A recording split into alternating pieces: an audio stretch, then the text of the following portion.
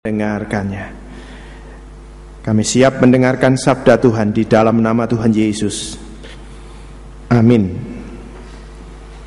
Shalom. Kita akan bersama-sama membaca firman Tuhan dari Lukas pasal 12. Injil Lukas pasal 12 mulai ayat 35 sampai dengan ayat yang ke-48. Baik, saya akan bacakan firman Tuhan ini. Kewaspadaan. Hendaklah pinggangmu tetap berikat dan pelitamu tetap menyala. Dan hendaklah kamu sama seperti orang-orang yang menanti-nantikan tuannya yang pulang dari perkawinan, supaya jika ia datang dan mengetuk pintu, segera dibuka pintu baginya. Berbahagialah hamba-hamba yang didapati tuannya berjaga-jaga ketika ia datang. Aku berkata kepadamu, sesungguhnya ia akan mengikat pinggangnya dan mempersilahkan mereka duduk makan, dan ia akan datang melayani mereka. Dan apabila ia datang pada tengah malam atau pada dini hari dan mendapati mereka berlaku demikian, maka berbahagialah mereka.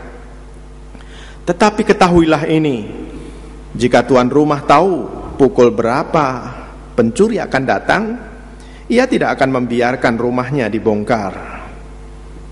Hendaklah kamu juga siap sedia, karena anak manusia datang pada saat yang tidak kamu sangkakan.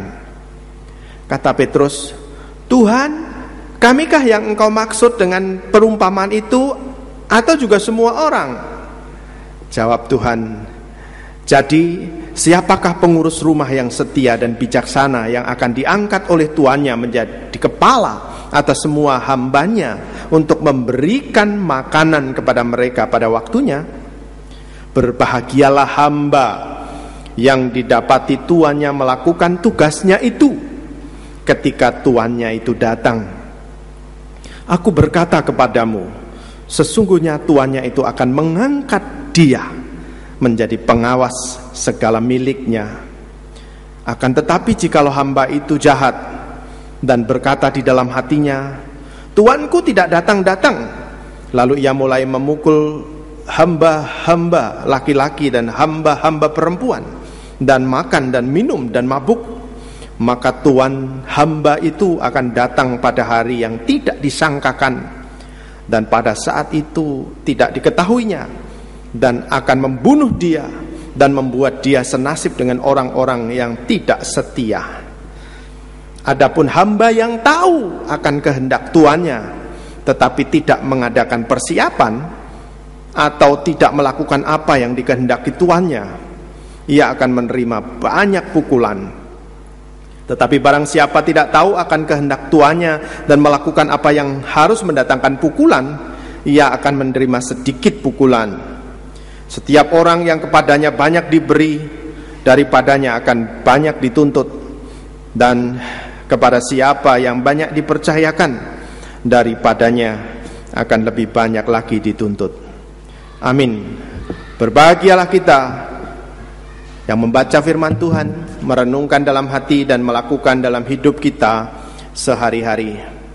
Bapak, Ibu, dan saudaraku yang dikasihi oleh Tuhan, kalau kita membaca bagian ini, memang ini konteksnya adalah umat atau jemaat yang memiliki adat istiadat tertentu di Timur Tengah yang pada waktu itu sudah biasa ya, ditinggal oleh tuannya, dan kepergian mereka pasti tidak bisa dipastikan seperti sekarang.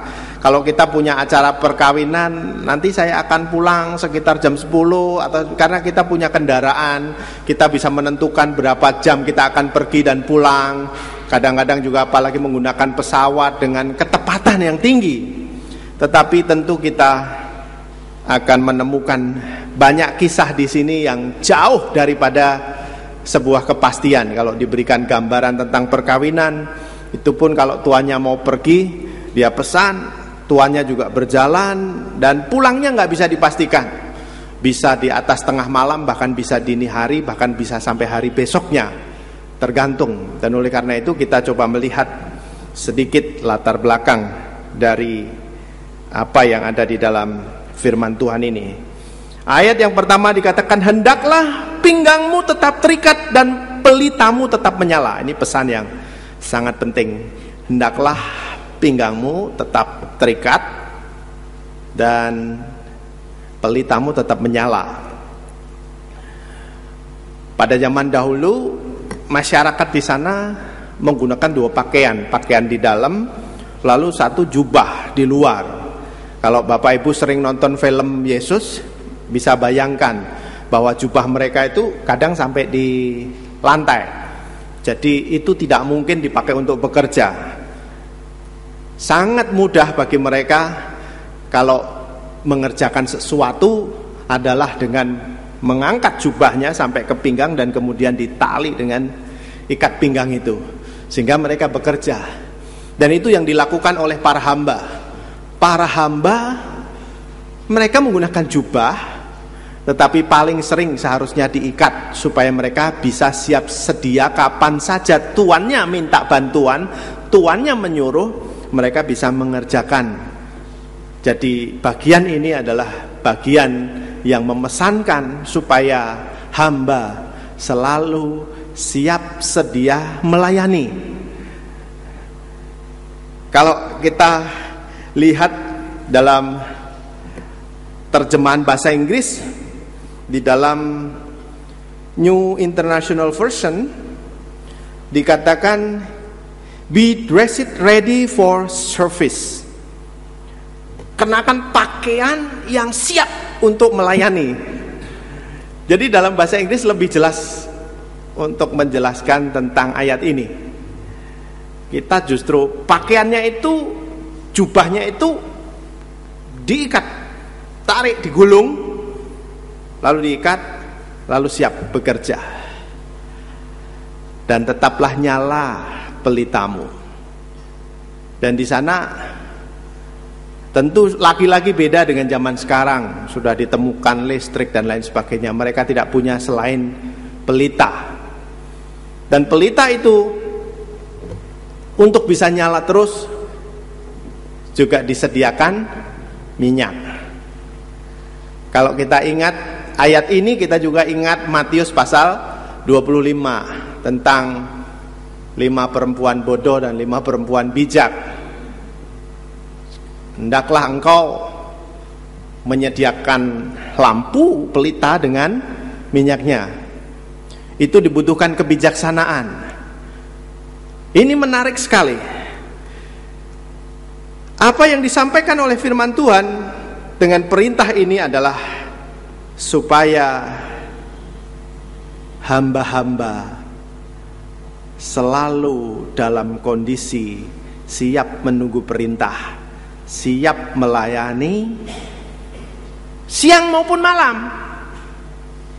Pelita di sini menunjukkan bahwa sekalipun malam dia harus mengerjakan sesuatu, dia punya pelita. Tuannya minta tolong, mereka siap. Kalau siang tidak diperlukan karena di siang ada matahari, tapi malam diperlukan. Artinya tidak siang, tidak malam, kita siap melayani. Itulah pesan firman Tuhan yang sangat menantang, ya. Berdasarkan sejarah dan latar belakangnya kita tahu itu. Bapak, Ibu dan saudaraku yang dikasihi oleh Tuhan, itu bagian pertama, ada siap sedia gitu ya, siap melayani, dan dengan bijaksana selalu mempersiapkan minyak supaya pelitanya tetap menyala. Artinya ready day and night, kita siap siang dan malam melayani Tuhan. Nah, bagian yang kedua mulai ayat 36 sampai ayat 38 lebih ditekankan tentang sikap hamba itu. Hati hamba itu seperti apa? Dia tidak hanya hamba yang melakukan kewajiban, tetapi dia hamba yang mengasihi tuannya. Ini beda. Dia adalah hamba yang menanti-nantikan tuannya. Ini yang sangat indah. Ada perbedaan yang jauh ketika hamba-hamba hanya melakukan kewajiban. Orang-orang yang hanya melakukan kewajiban adalah orang-orang yang melakukan sesuatu ketika tuannya ada di rumah. Ketika tuannya menyuruh, ketika ada aturan yang harus dikerjakan. Tetapi hamba di sini dicatat berbeda ya. Coba kita lihat ayat 36 sampai 38. Dan hendaklah kamu sama seperti orang yang menanti-nantikan tuannya. Ini kata menanti-nantikan penting sekali. Ini bukan sekedar menanti-nantikan seperti orang yang tanpa kasih. Di sini menanti-nantikannya adalah seperti I miss master gitu. Saya benar-benar rindu tuanku nang pulang. Ini kan berarti ada hubungan. Ini ada kasih. Kalau dia tidak punya hubungan seperti ini, maka kalau dia mengerjakan sesuatu ya hanya asal-asalan. Tapi karena dia merasa tuannya ini bukan orang yang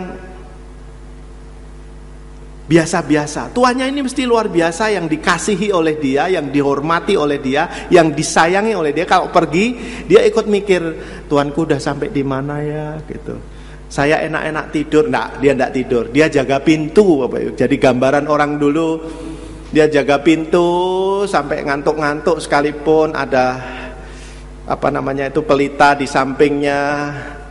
Tuannya nggak tahu pulang jam berapa, dia nggak bisa pastikan. Perjalanan zaman dulu tidak bisa dipastikan, nanti saya pulang jam sekian, tidak bisa. Makanya pada zaman dulu, pada zamannya Tuhan Yesus, orang itu kalau punya kerja bisa sampai 7 hari, bisa sampai 10 hari. Kenapa? Mereka yang punya saudara-saudara banyak tidak bisa datang pada hari yang sama. Kita tentukan kita akan adakan resepsi di Semarang jam sekian, wah gampang banget gitu. Di sana nggak bisa pada waktu itu, karena pada waktu perjamuan di Kana juga berhari-hari kan. Kenapa dilakukan berhari-hari? Karena juga itu perjalanannya jauh. Bagi saudara-saudaranya yang jauh-jauh ya mereka memikirkan itu. Enggak disiapkan anggur terus sampai habis, berhari-hari mereka jalan untuk mengikuti resepsi itu. Dan kemudian ketika mereka pulang butuh waktu. Maka hamba yang baik itu dia sangat memikirkan tuannya, udah sampai di mana ya, wis ben selamat neng dalan ya, didoake gitu. Kalau orang bayangan ini orang yang benar-benar memikirkan, dia punya hubungan yang intim, yang baik, yang tidak hanya mikirkan aku untuk gaji begitu, tapi benar-benar dia punya rasa cinta. Ini yang dikatakan di sini, hendaklah kamu seperti orang hamba yang menanti-nantikan tuannya. Lalu kemudian ada imbal balik dari tuannya, luar biasa sekali. Apa imbal balik? Berbahagialah hamba-hamba yang didapati tuannya berjaga-jaga ketika ia datang. Ketika tuannya datang, ini mungkin udah jam 4 pagi itu. Yang diharapkan tuannya yang sudah sangat letih adalah ketika dia bilang, sebut nama hambanya, langsung pintu dibuka. Loh, ini langsung cepat sekali. Ini berarti dia nunggu. Ini langsung tuannya, ini kakinya sepatunya dibersihkan ya, sendalnya itu, kasutnya, lalu kemudian. Tetapi kalau kita lihat ayat ini akan terjadi sebaliknya. Apa itu? Ketika Tuhan itu mendapati hambanya baik seperti itu, setia seperti itu, menantikan tuannya, perhatikan justru tuannya yang akhirnya melayani. Menarik ya. Coba kita bisa melihat bahwa akhirnya tuannya yang malah menyuruh dia duduk makan, mempersilahkan duduk makan, dan ia akan datang melayani mereka. Ya, sekarang dibalik.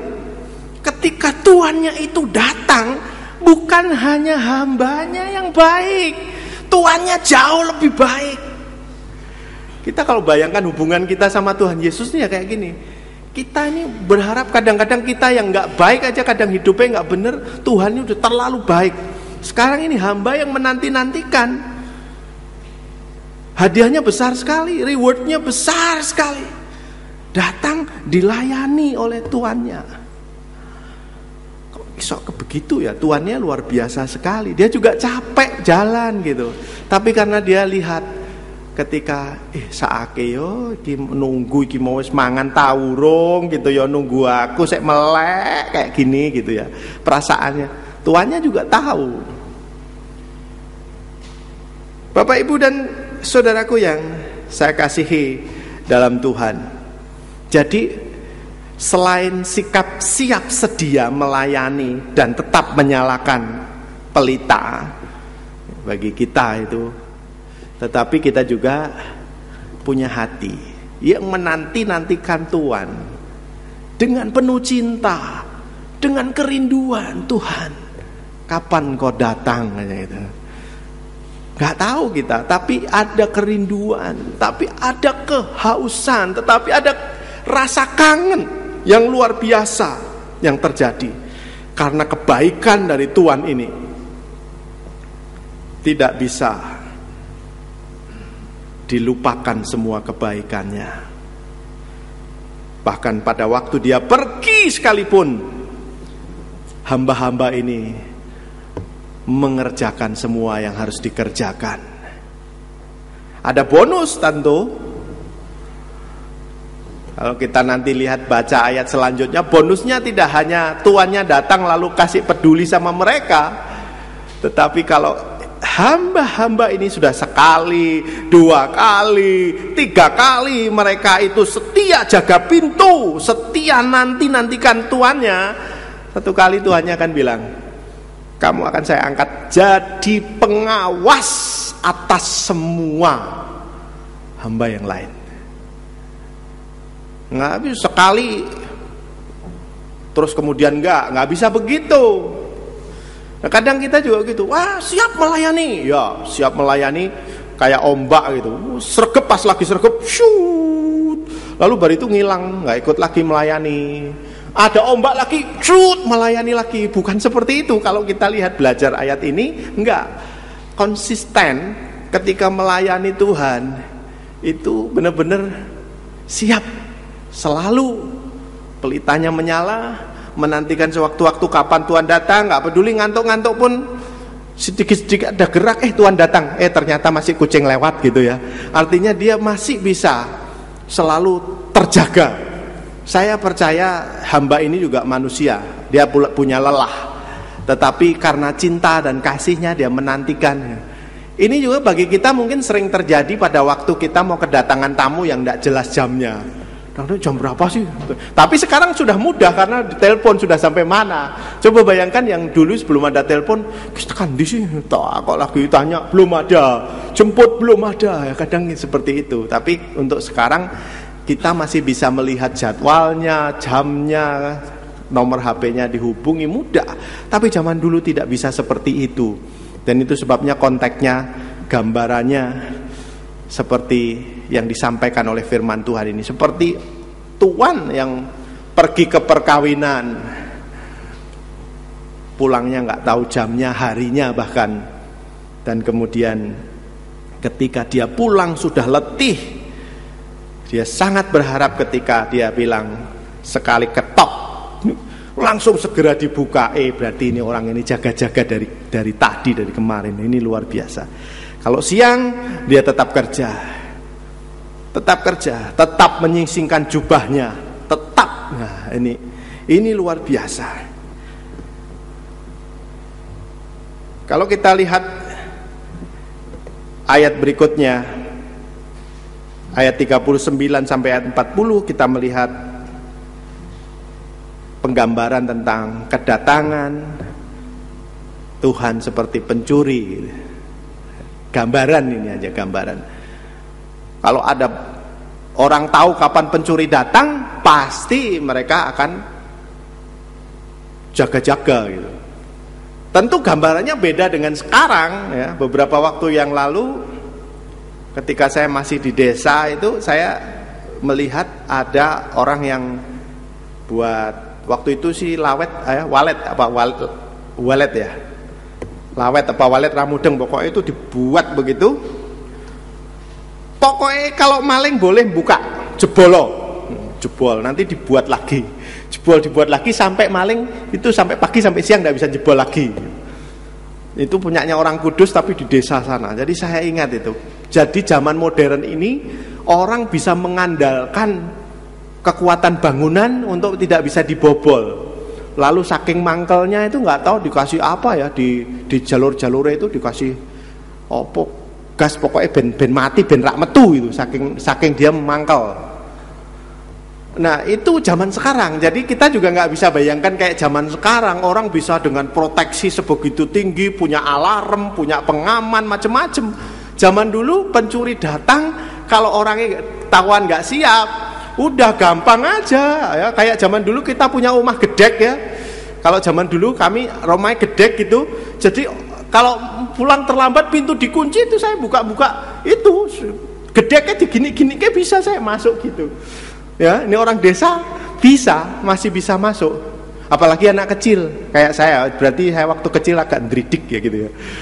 Ya itu waktu kecil ndridik, wah Marlon enggak tahu ndridik ya. Atau ya nakal lah. Waktu kecil kalau pulang kan orang tua biasanya punya aturan gini-gini, ayo. Nah aku nggak ikuti aturan, akhirnya lewatnya gedek gitu ya. Tengok ben pura-pura deh. Orang tua nggak tahu pulangnya jam berapa gitu kan, kira-kira gitu. Lebu tidur pura-pura ya. Nah, saudara, itu rumahnya beda. Kalau sekarang nggak mungkin.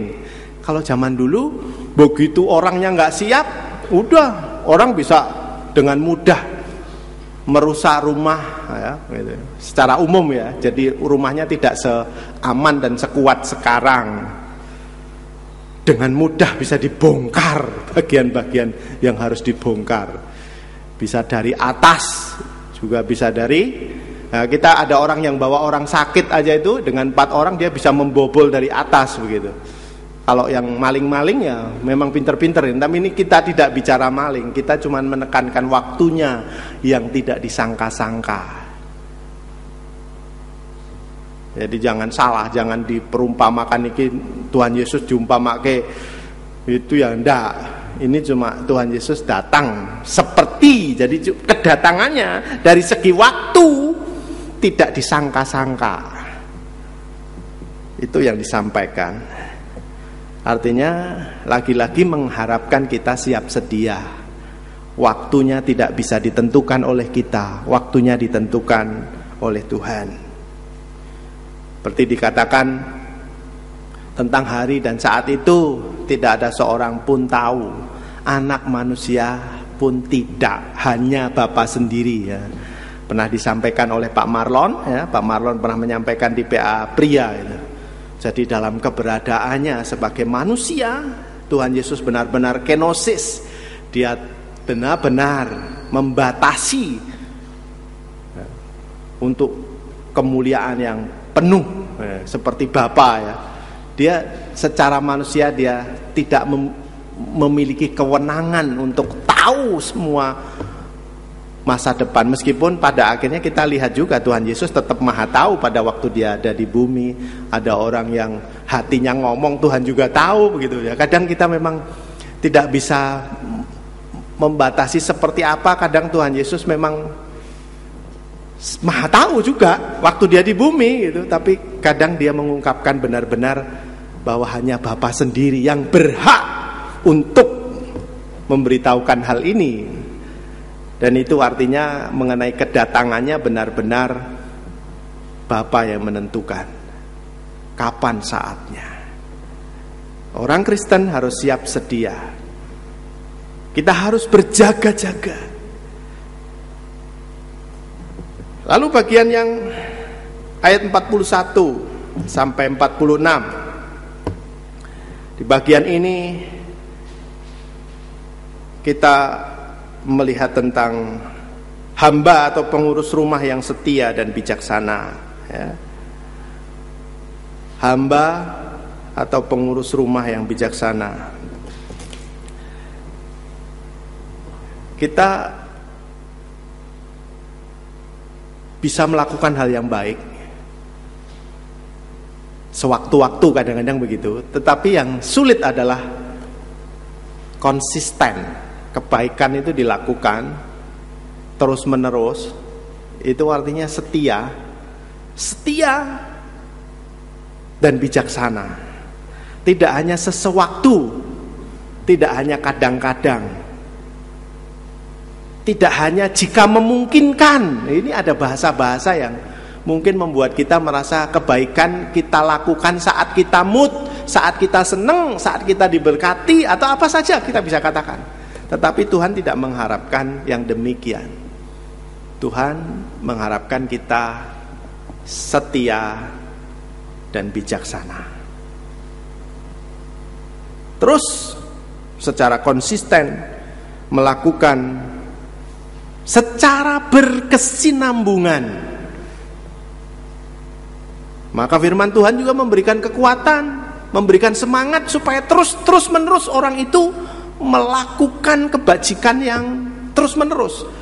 Dalam Roma pasal 12 ayat 11, janganlah hendaknya kerajinanmu kendor, biarlah rohmu menyala-nyala dan layanilah Tuhan.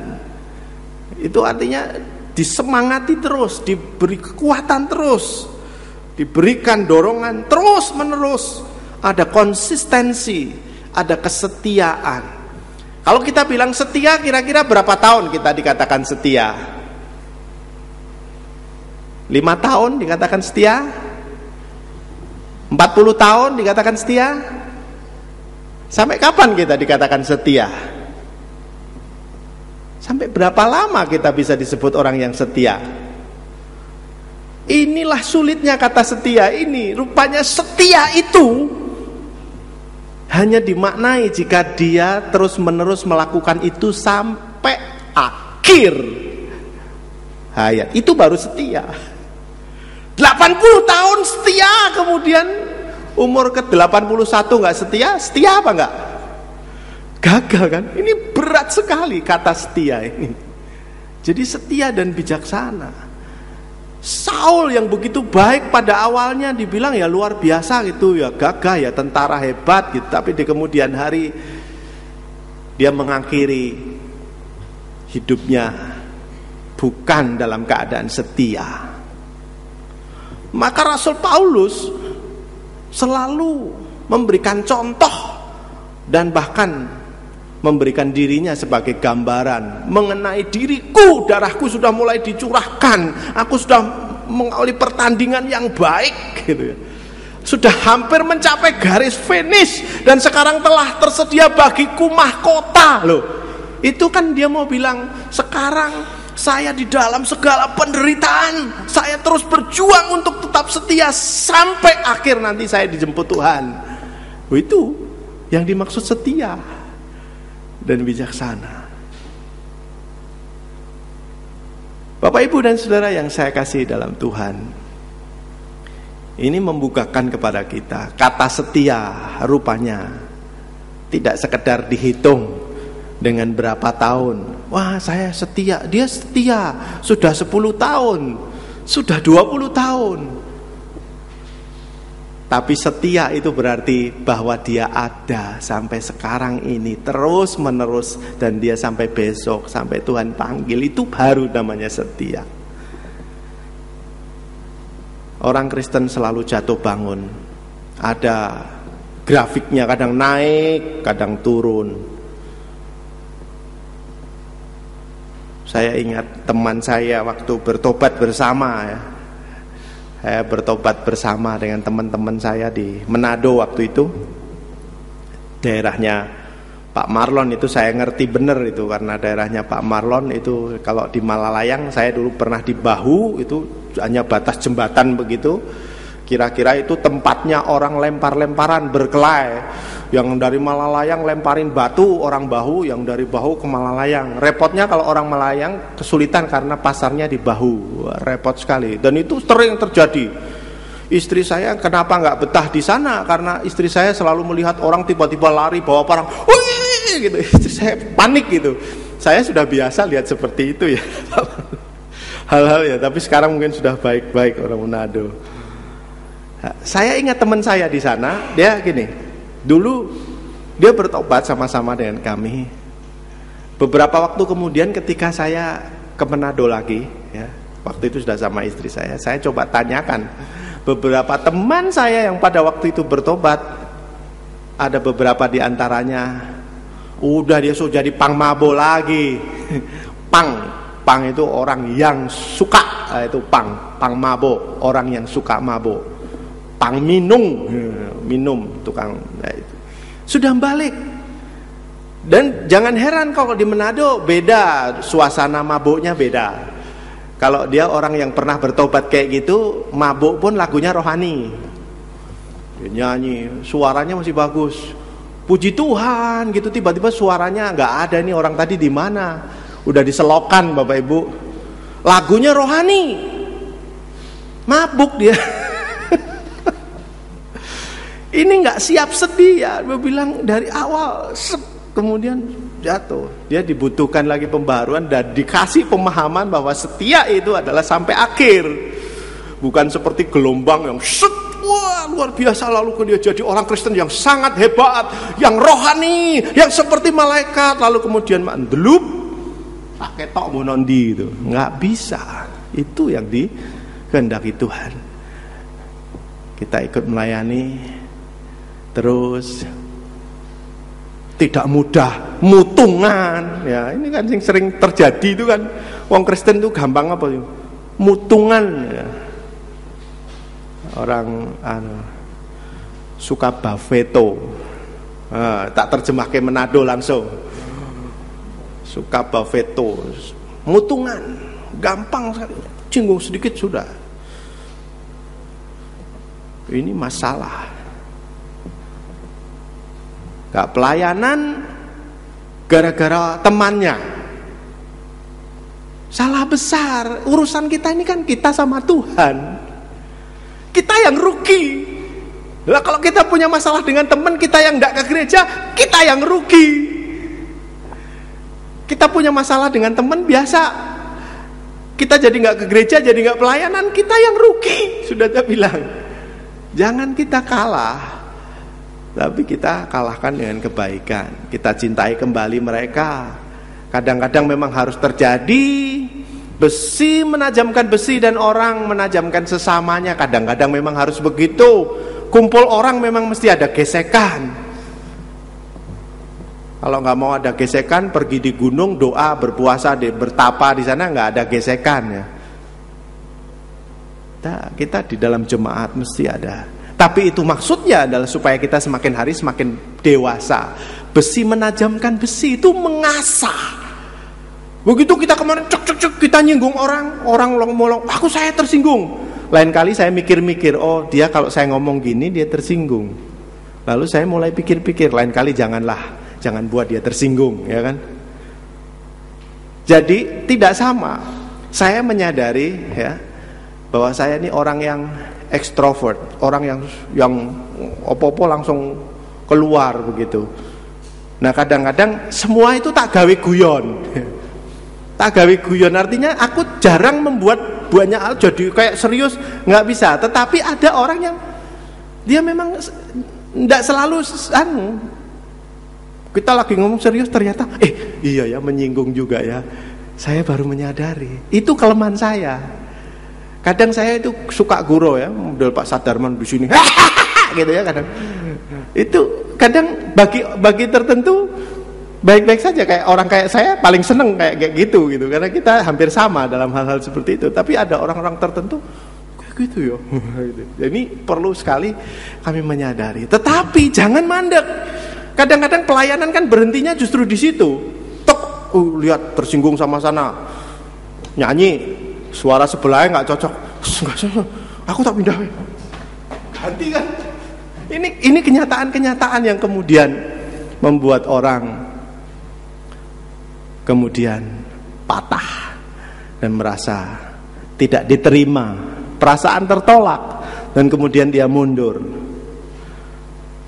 Ada orang yang pernah datang ke gereja ini, karena dia bilang, saya minder, apanya gitu. Tapi ada yang bilang begitu juga.